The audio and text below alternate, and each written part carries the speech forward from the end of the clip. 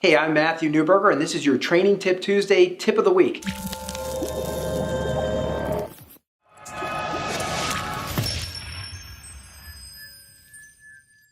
What is your Bill of Rights? If you're in sales, what I think a lot of people do is they think because they're in sales, they have to put their identity or maybe their personal values aside so that they can be in this contrived situation with a prospect. It's one where you have to pretend to be interested, put on a personality that isn't you, and because of all of that, we put ourselves, our values, our rights aside, things that you say, in your personal life, I would never allow somebody to treat me disrespectfully. But in sales, somehow, because we're in the context of a sale, it's okay. So listen, I think that we've got to get clear. If you're going to have equal business stature, which is really important with a prospect, equal business stature means they listen, respect, and act on what you suggest. You have to understand your Bill of Rights. Let me give you some examples of ones that I think will get you started. I think that you have the right to ask questions. That means you have the right to ask questions about, do they have money? Can you meet with the decision maker? Can you meet with them because you think it makes sense to meet with them?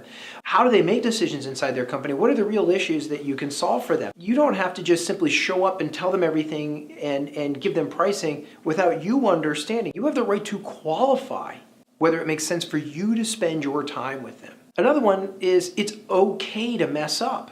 In other words, you don't have to be perfect.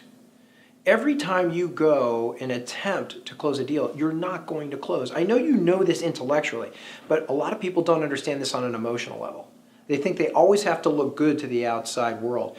It's okay for you to mess up as long as you'll learn from it. So these are a couple of rights that you've got, but I would encourage you at this point to sit down with your team and you ask, if we were to come up with, 9 or 10 rights that we think we have in order to sell at a high level, and to have equal business stature with our prospects and clients, what rights should we have and should we remember and should we use and should we exercise constantly in order to provide more value? And remember, it's always about constant and never-ending improvement. So wherever you are, I respect where you are. I respect the fact that you're watching this video.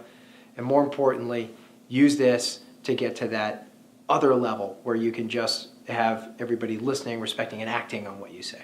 So that's it. Have a fantastic week, and we'll see you again next week with another tip. Thanks.